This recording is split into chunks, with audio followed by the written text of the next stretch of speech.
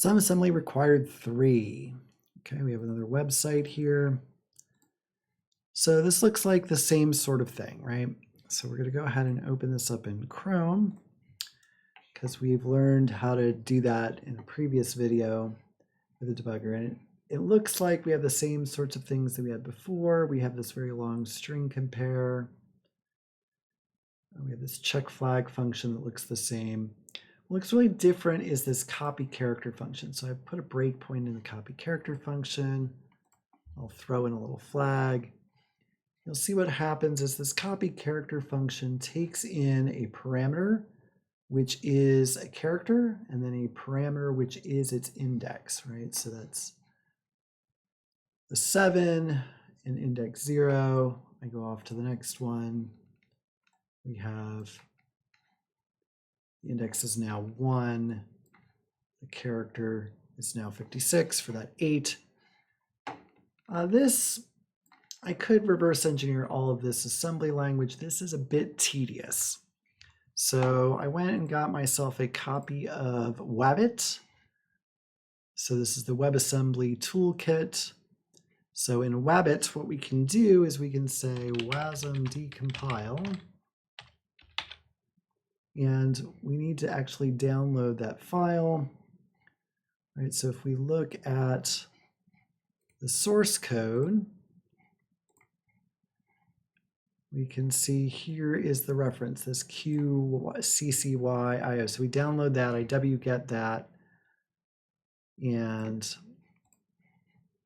so I can wasm decompile that QCC, and there we go. So then we get this copy function, which is a little easier to handle.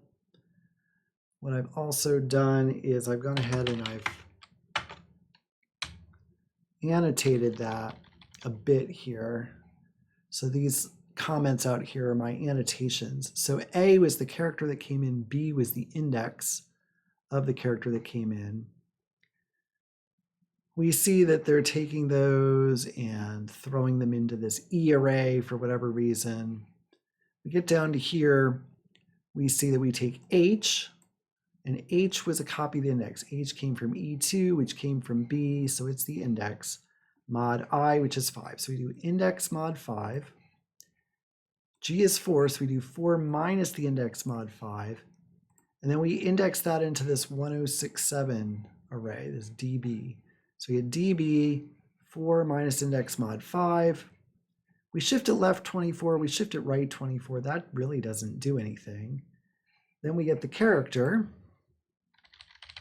and we exclusive OR it with this. So really all they're doing is taking each character that comes in and exclusive ORing it with DB of 4 minus the index mod 5. Exclusive for is very invertible. So what I can do now is I've copied these strings out of the Wabbit. The slashes, I had to put an X there to make it Python. So for every backslash, I put an X after it. So that D1024 string, the D1067 string, this is the XOR key. This is what it's going to compare to see if we got the correct flag.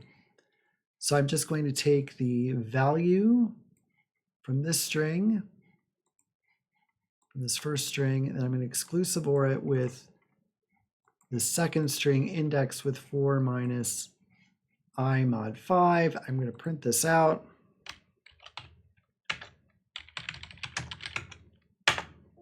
And that is my flag, this picoCTF flag. So again, the big thing going on here was we found the Wabbit tool, which enabled us to get a little more English-like syntax on the disassembly. And we could see that it was just doing an exclusive OR of the input string with this indexed appropriately. So it was basically counting backwards through this over and over again. So we'd exclusive OR the first character with ED, the second character with 07, the third character with F0, fourth character with A7, the fifth character with F1, and then etc. And then when we've exclusive ORed our input string, we compare it to this. So since exclusive OR I can do either forwards or backwards. I just took the target string, exclusive ordered it with this in that appropriate order again, and I got my flag.